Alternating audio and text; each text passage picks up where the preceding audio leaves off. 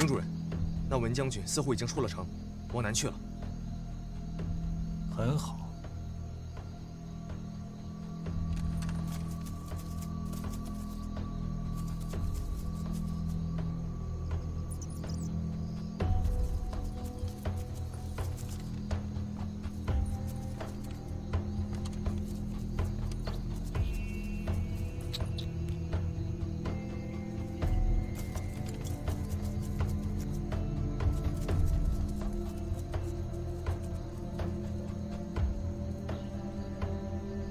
那是衡山方向。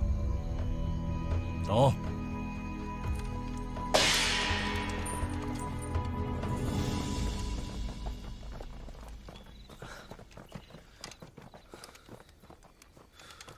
出来了，多谢季大侠带路。不必客气。谢公子准备去往何处？哎，我不过是一个闲人，何处不可去。不过二位闹了这么大一场，要去哪里呢？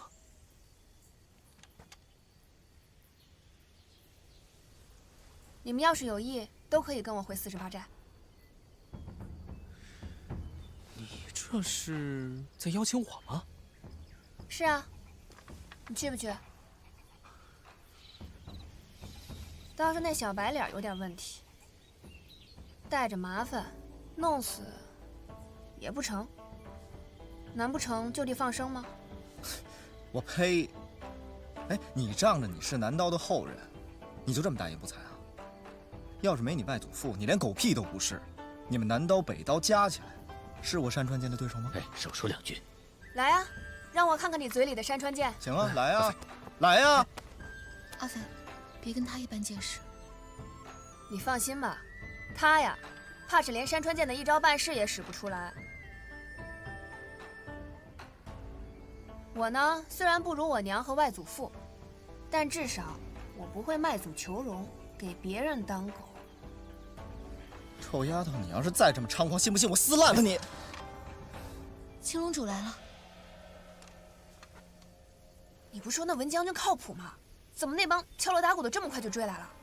嗨，他打一半发现人没了，肯定就没心思跟这些邪门歪道打了，自然就匆匆离去了。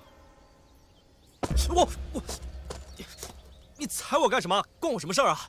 看那样子就来气。 当务之急，赶紧跟我走吧。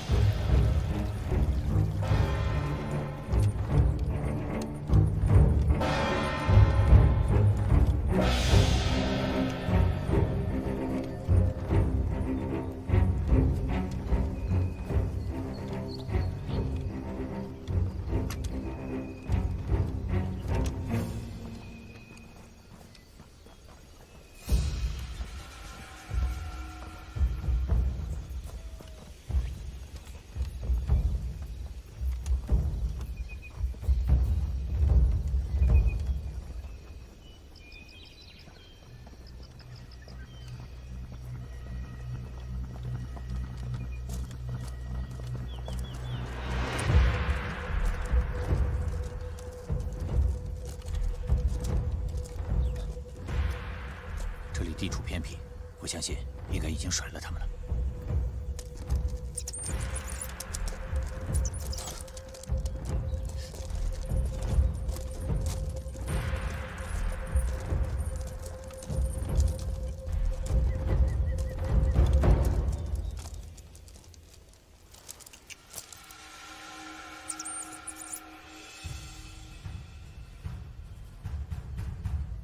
项圈都没摘得高，别人是抱不走的。什么意思？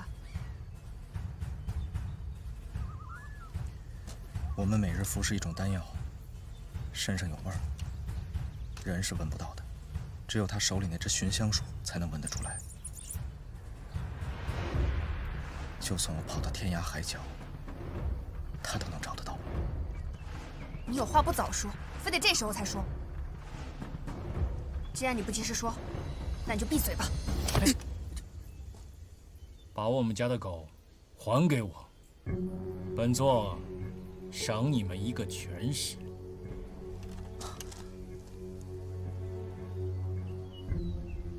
是吗？本王活了这么久，还是头一回听说有人要赏我一个全尸。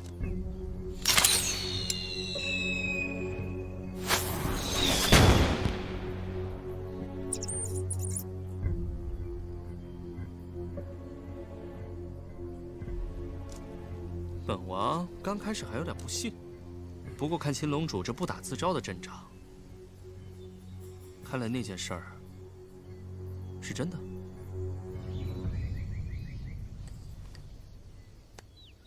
把山川剑交出来，本王保你一命。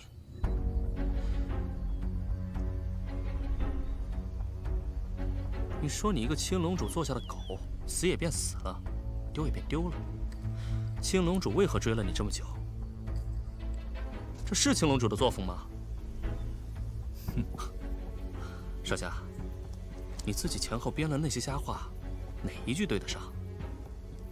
劳烦以后编瞎话多费点心思，动动脑子。哦，原来闹了半天，他追杀你是因为你偷了青龙主的东西，还糊弄九龙总那个大傻子为你保驾护航。要不是猜出这把山川剑可能在你身上，你真的以为本王会捞你一命？你是不是觉得我傻呀？我说文将军为什么会突然出现在此地？敢问阁下，是哪一位贵人啊？出来一个能帮我的人。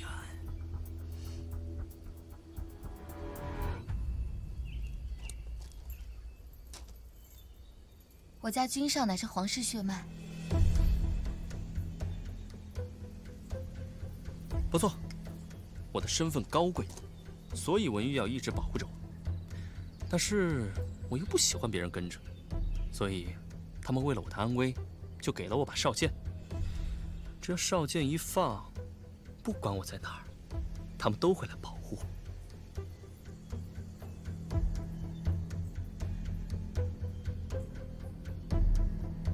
青龙主，这东西是不是你的，你心知肚明。世上只有苦主讨自己东西的道理，其他人都名不正言不顺。如今那个苦主的骨头渣子都烂没了，你我抢着山川剑，都只能算是贼。像青龙主这样的前辈，想必是做不出这种贼喊捉贼的龌龊事儿吧？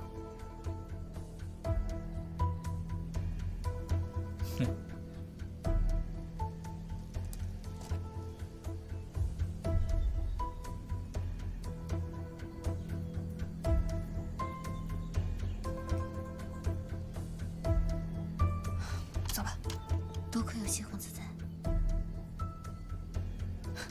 就他那德一样。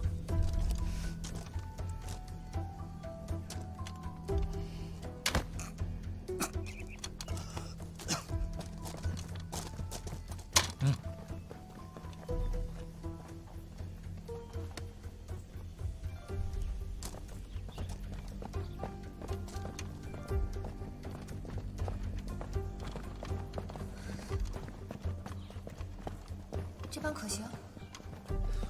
那也只能试试了。刚才看到他的腿了吗？他是不是受伤了？应该是跟文玉将军对战的时候伤了腿。若非如此，我哪敢赌这一把？不过文玉本人未必斗得过这臭名昭著的大魔头，但架不住他手下兵多，而且个个令行禁止，先前总该让他吃了瘪。倘若不是青龙主有伤在身，哪怕我今天唱的空城计也无可奈何。若真是有后援，想必也未必能唬得住人家。如今这山间乍看平静一片，我越是有恃无恐，青龙主就越是好好掂量掂量。主人，真的不追吗？文将军口中的那个贵人，想必就是眼前的这位少爷了吧？刚才我们已经吃了文玉一次大亏，险些折在那三春客舍外。难道你就没看出来，文玉为什么突然就走了吗？如果他真的是皇室，这件事恐怕就麻烦了。确实，主人说的是，我们也不好与朝廷为敌。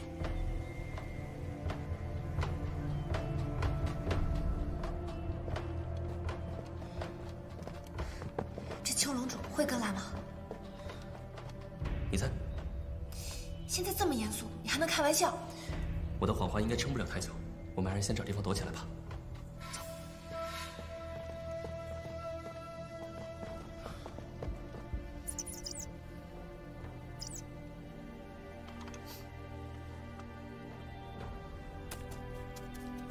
寻香鼠生性敏感，如果遇到人多的地方，一定会东躲西藏。你们再看，刚才寻香鼠顺着山路放心大胆往上跑的样子，只能说明一个问题：这个地方根本没有人。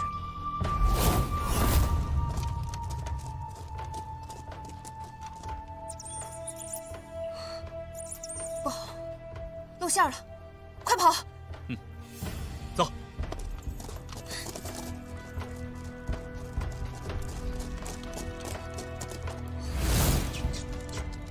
差点忘了那该死的老鼠。你们先走，我等候。走。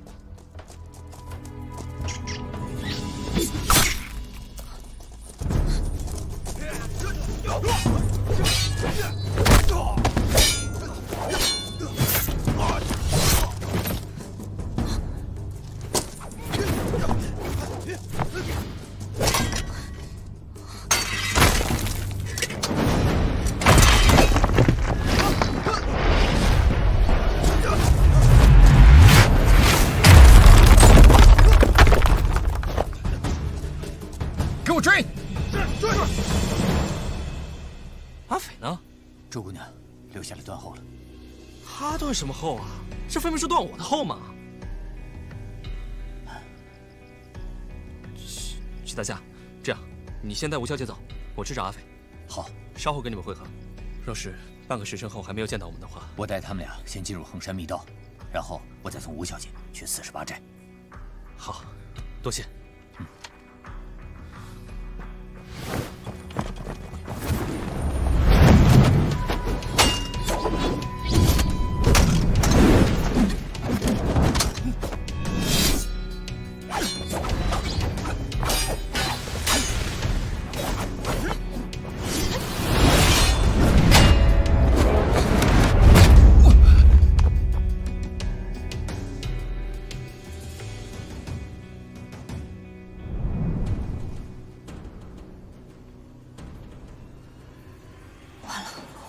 我的丹田气海已经被那几刀抽空了，这会儿随便有人扑过来给我一下，我大概连刀都举不起来。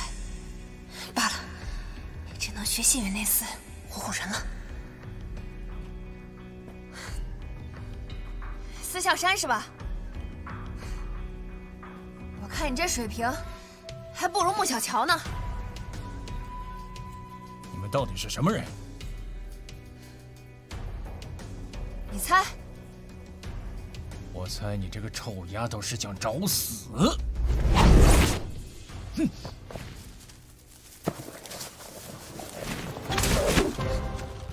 瞧好了，这招可是有横断天河之威，让你开开眼。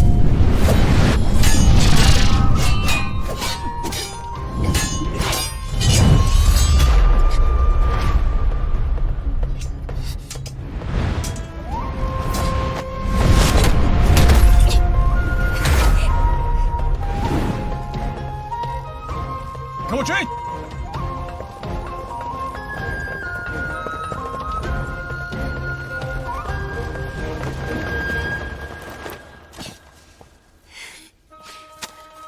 丹鸟青龙主，你怎么不上天呢你？你不是把我拽上来了吗？要不是老人家那一掌，就你这点力气，顶多拽来试。哈，我还得谢谢他是不是？我觉得我武艺精进了不少。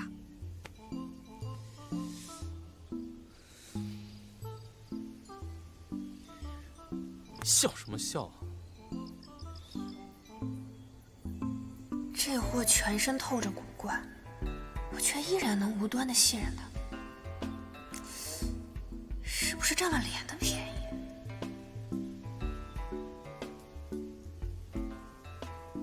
你是要造反吗？造反前，先逃命要紧。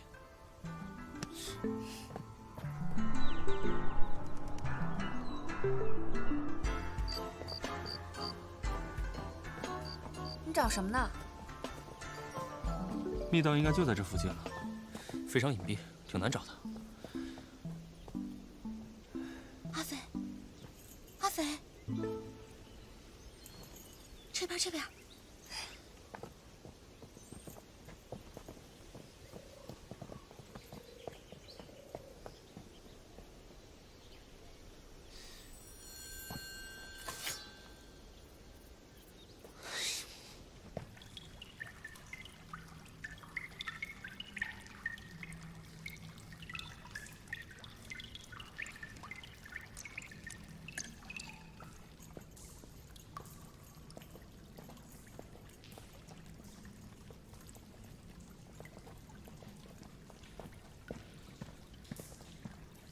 好汉真牛啊！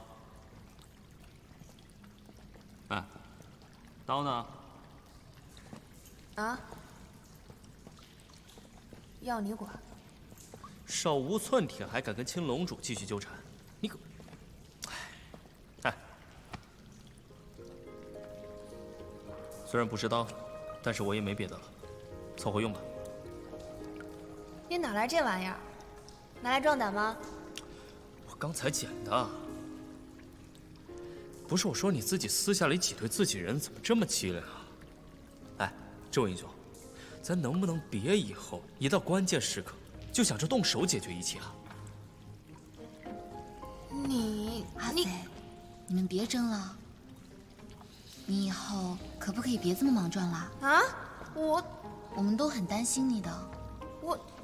他不好好的吗？我不是也好好的吗？啊，是你人是好好的，但就是啊，每次都要赔上一把刀。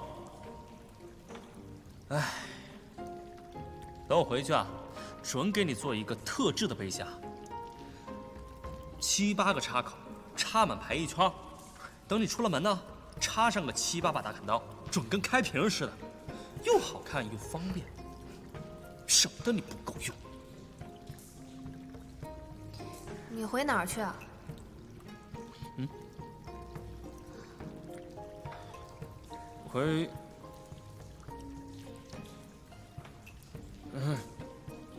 跟你回48寨呗。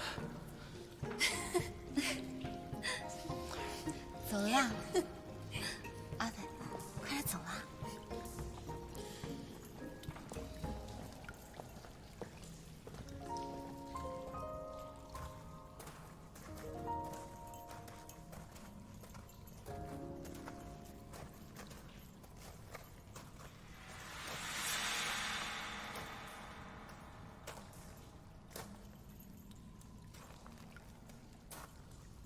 确实是有打斗的痕迹。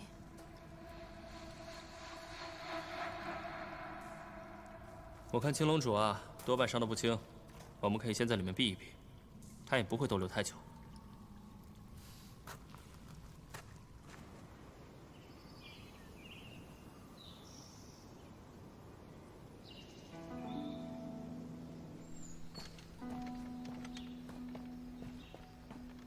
这里就是奇门禁地啊！去找些清水来。做什么用？哪有那么多为什么？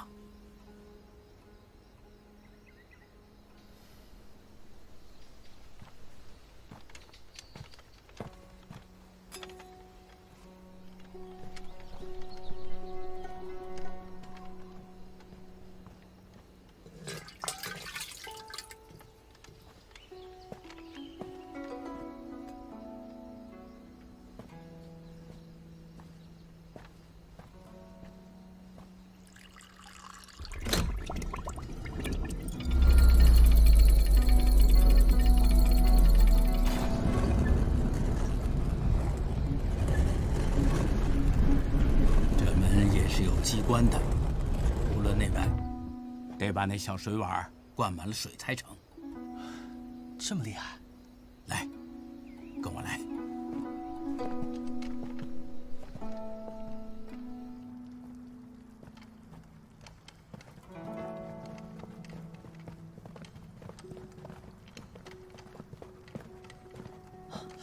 周姑娘齐大侠，吴姑娘，还有萧……那个，都是蒙他们的，叫我小谢就好。哦，那请问谢公子，刚才你与青龙主所说的山川剑是怎么回事？这八成是他瞎编的。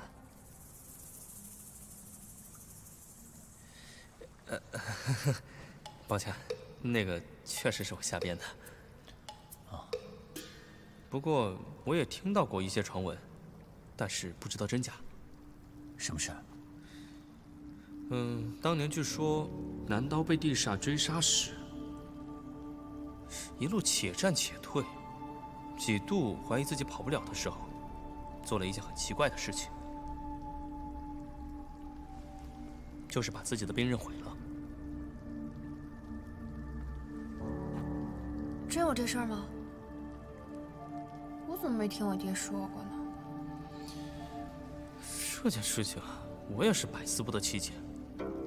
哎，你们想，倘若是一个人在被追杀的时候，不想着怎么脱身，反而是会毁掉自己的兵刃吗？那自然不会。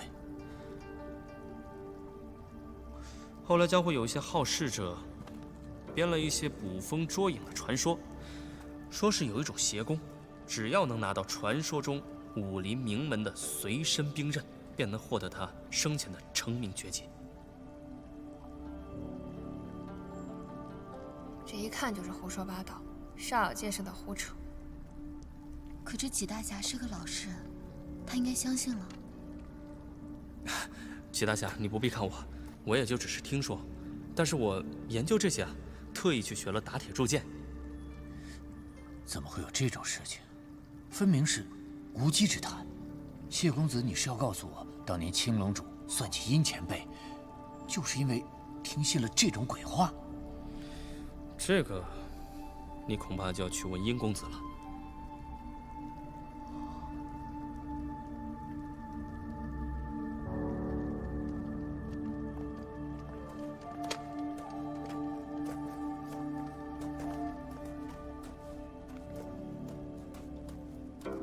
殷少侠，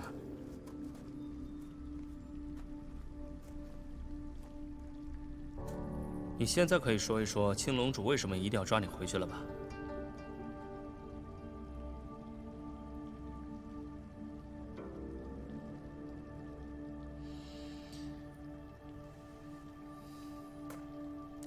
你多年前得知殷家庄覆灭的真相之后，一怒之下与你的养父反目，这个我倒信。但是我不信你在青龙主座下忍辱负重这么多年，竟然会大老远跑过来杀一个已经废了我功的人。所以他表面上气势汹汹的带着九龙叟来找麻烦，实际上是想借刀杀九龙叟。他先是不分青红皂白的就要杀人，然后在你一根筷子打掉他的4名鞭之后，没有说躲开，反而是进了三春客舍，直接就来找你麻烦。那是他故意找茬。不错。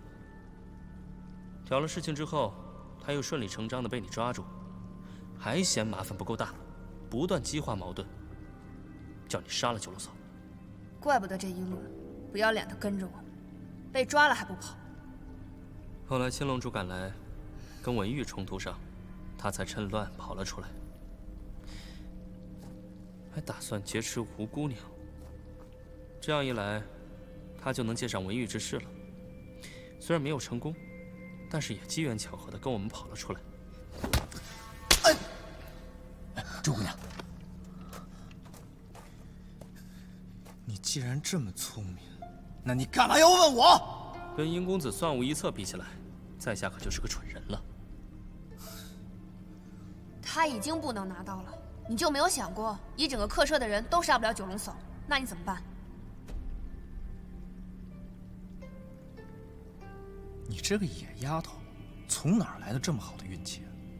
家世深厚，刀锋锐利，又被惯出了一股不知天高地厚的愚蠢。哎，你这话你到底是想骂我还是想夸我？我要是当年不被这个纪云辰带出山庄，学了山川剑，你今天连给我提鞋都不配。你说谁？说你呢？你何必和这种人一般见识？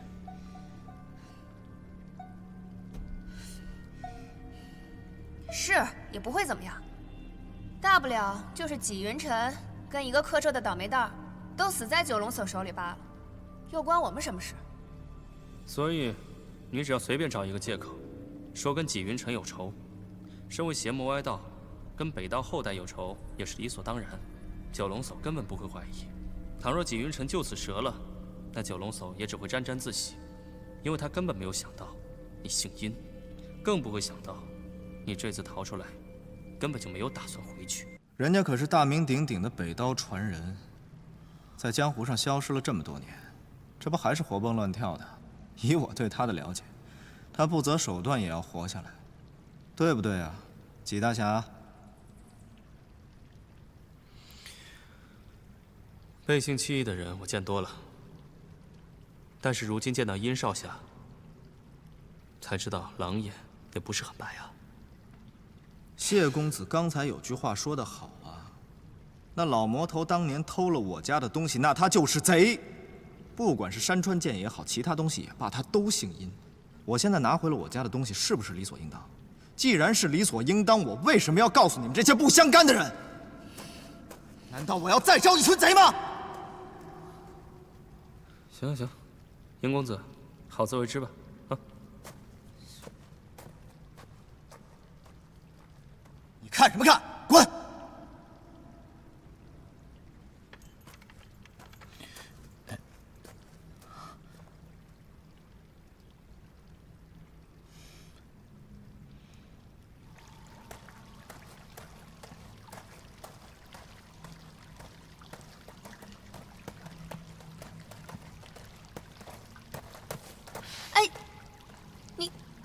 你怎么又出来了？我在里面待得太烦了，总不能一辈子都在这儿吧？你又想提刀就上，跟青龙主正面对峙？那我还是有自知之明的。那就好。行了，那我先出去探查一下。哎，我陪你一起去。我轻功好，跑得快。你呢？武功好，再去打一架。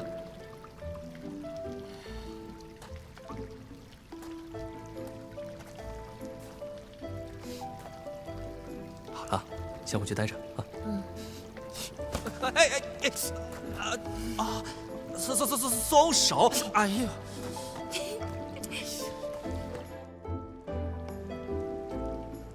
楚楚，哎，谢公子没跟你一起回来吗？他去探查情况了，咱们也不能在这儿坐以待毙吧？他轻功那么好，一个人应该没问题。这家伙就是个废。哎，不过说来也奇怪啊，一个人的轻功若是高到一定境界，硬功或许不算擅长，但也不至于完全不会。确实，我没看他用过什么招式。一个人倘若没有跟人动武的经验，对对手怎样出手没有一定预判。如果只是光靠着四处流窜、逃跑躲闪，哪怕跑得像风一样快，也不可能像他这样游刃有余。可是我确实只是见过他跑啊。那是为什么？不知道，不去问他，他也不会说。谢公子，他真的挺神秘的。是啊，还满嘴没一句实话。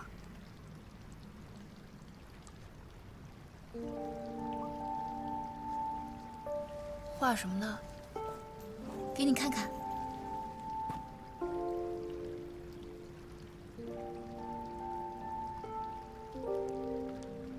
这是段九娘的库龙手。你看出来啦？我还怕我画的不像呢。你画这个做什么？哎，不对，你怎么记得这些招式？我小时候记性比较好，过目不忘。那个时候看到你跟段九娘在院中比武，我就想着先把它记下来。这几天也听了很多江湖旧事，特别是殷佩说的那些话。我觉得武学要是这样中断了，那真的挺可惜的。所以你就想把它记录下来？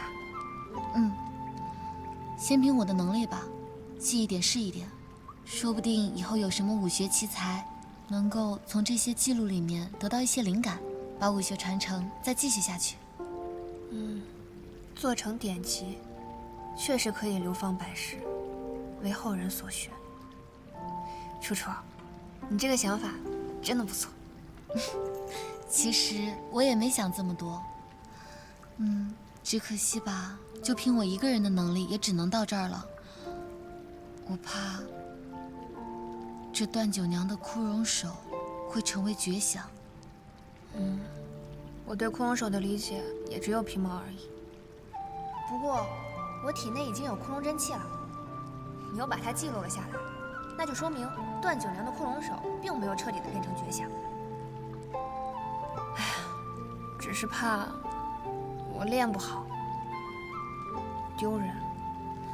哎呀，阿飞，你可不能这么想。段九娘自愿把枯荣手传给你，就是认可你，她看中了你，而且你现在也和这些高手过招了，你也很棒。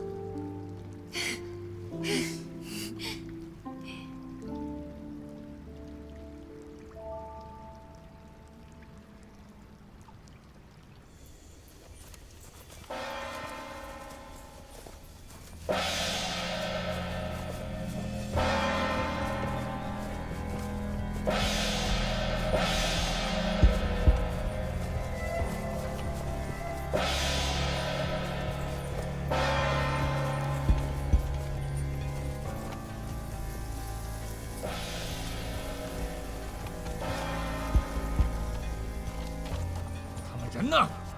主人，整座山都搜遍了，没有发现他们的踪迹。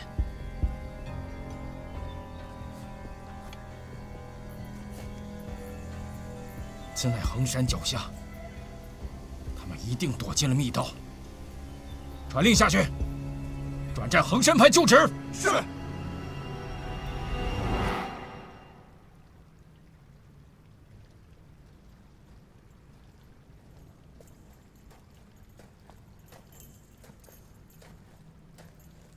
少侠，你应该饿了吧？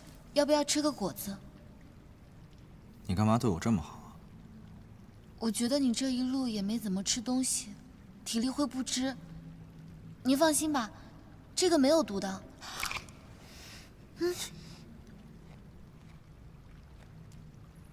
我就不吃，反正都快要死了，吃不吃有什么关系呢？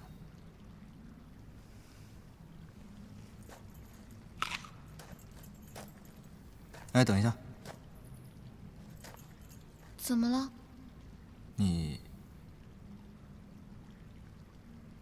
你懂不懂解旋？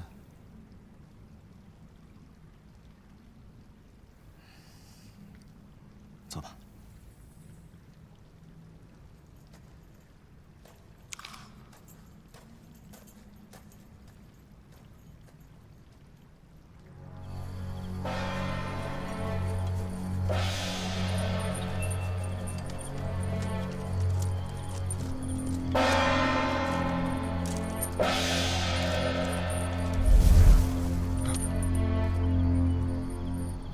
你听到什么了吗？是风吧？没有人的轻功能那么快。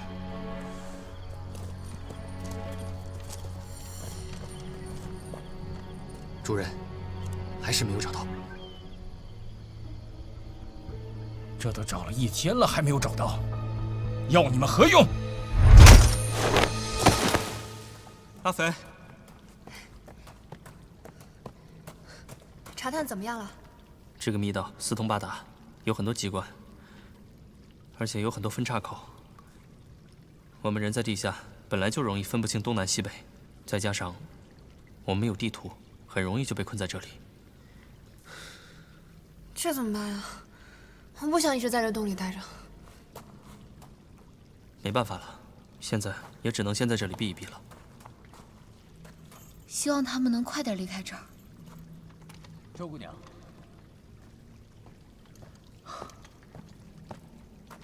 周姑娘，我听说修习破血刀者常常大器晚成，但是我看你的刀法出尘火候，你从小就开始练，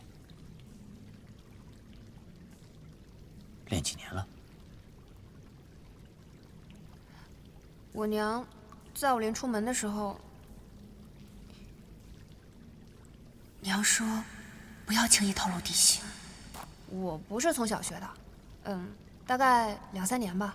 2、3年，嫌太长了。1、2年吧，反正差不多。除非是走捷径练魔功，否则但凡是天下绝学，那都得有个数十年之功来填不可。你这进境已经堪称神速了。行了吧，我有自知之明，就我这水平，现在就是有辱家学。苏亚飞，你到底学了多久？8年多吧。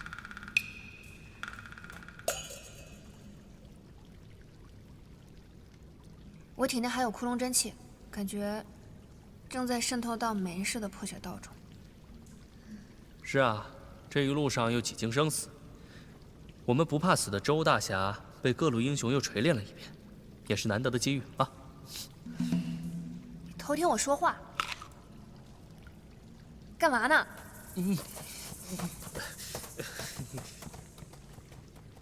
后生可畏。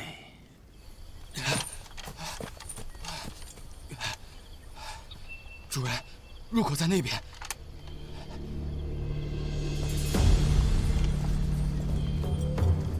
我看你们这下往哪儿跑？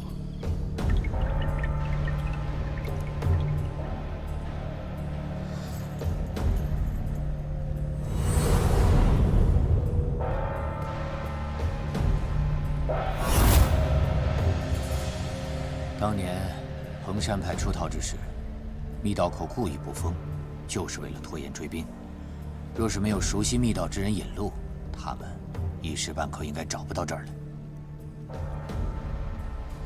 我看敲锣就是为了让我们自乱阵脚，大家不必慌。是啊，我刚才探查的时候也是这样的结果。要不是我熟悉这里的路，否则很难从外面走回来。那老家伙进来容易出去难，今天谁到底死在这儿还说不定呢。要不然他们偷偷摸摸进来偷袭我们便是。敲什么破锣呀？我在此主保，金银珠宝，灵活绸缎，何曾例行过？参采也好，好色也好，想要什么，何时不给过？要个弓箭枪口做什么？山川剑都碎成8段了，不值钱的。你现在乖乖的还回来，我绝不追究，好不好？看来青龙主是抓不到你，誓不罢休了。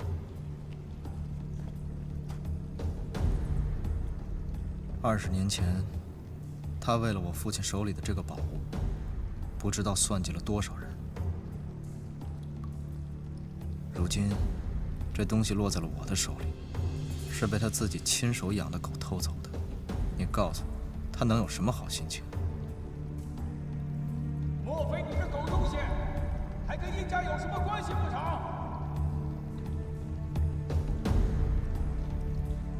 那就更不用躲了。当年殷家早被我手下这帮兄弟灭了门，你这年纪，估计是哪儿冒出来的野种呢？我最讨厌别人叫我野种。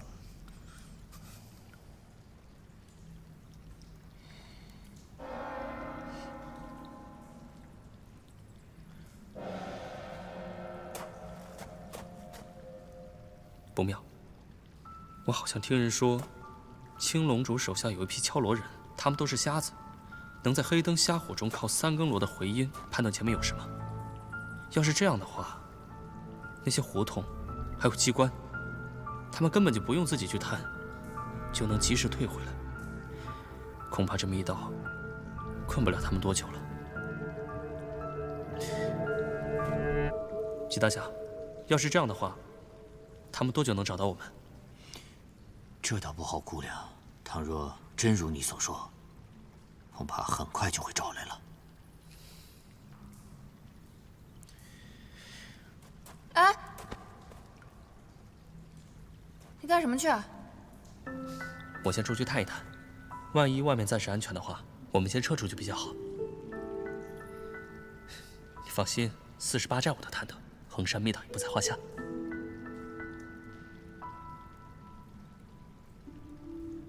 你先在这等着。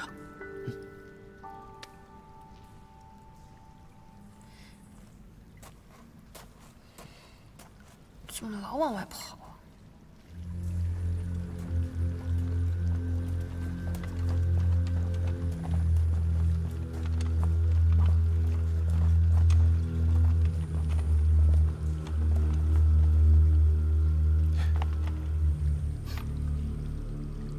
周姑娘，可否帮我一个忙？说。青龙主等杀。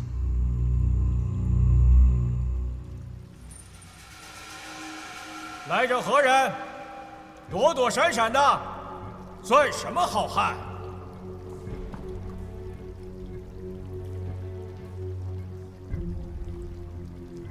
往前走。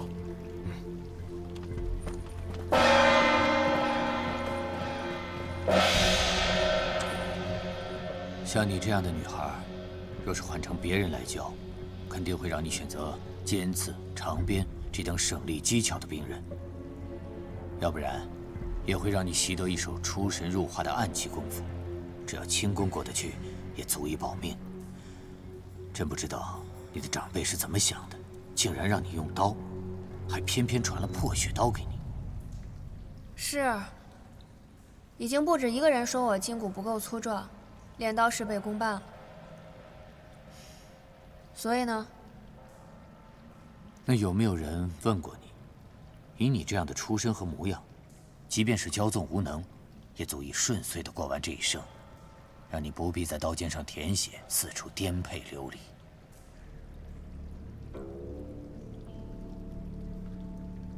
绝世的才华与倾城的容貌，本就是这世间罕见的宝物。但是，一旦对他生出倚仗，他也很容易变为你这一生无法摆脱的魔障。我当年就是太过恃才傲物，太把自己当回事，才会犯下那样的错。哪儿这么多废话？到底想说什么？好，那你记好，将来谁同你说这样的话，都是在害你，你连一个字也不要信。我接下来说的话，你可要听好了。前辈请讲。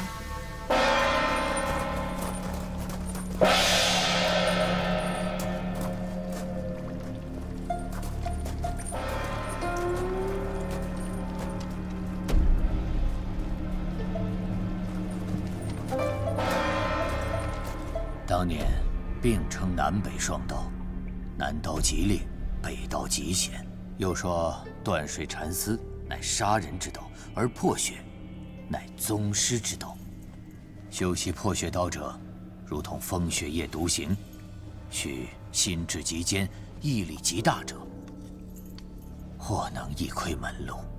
尤其是无匹、无长、无锋三式，乍看之下，这招式平平无奇，但是很多人哪怕穷极一生也无法参透。若是过不了这一关，即便是刀法再精，内力再深，也只是无魂之刀。周姑娘，我是担心你修炼多年，恐怕也会一事无成。你说这么一大串，就是想咒我一事无成？哎呀，我出去探过了，青龙主啊，留了一些人在外面巡山，不过人不多，大批人马都下了密道，所以啊，我们现在出去比留下来安全。要走，我们现在就走。周姑娘，你到底是想和他们一起逃，还是愿意留下来冒一次险，与我一同杀了青龙主？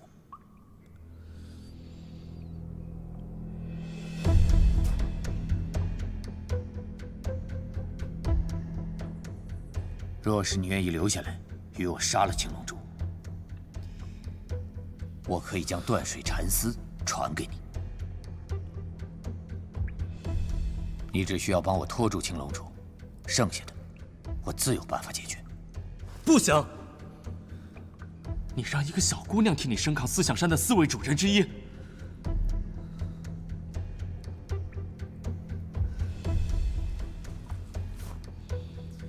除非给她吃一个太上老君的仙丹。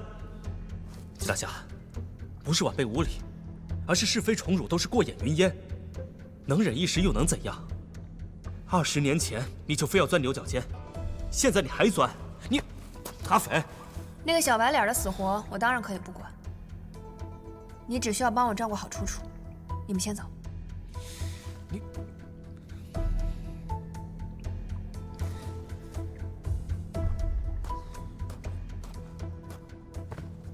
既然你说你自有办法，我可以留下来帮你。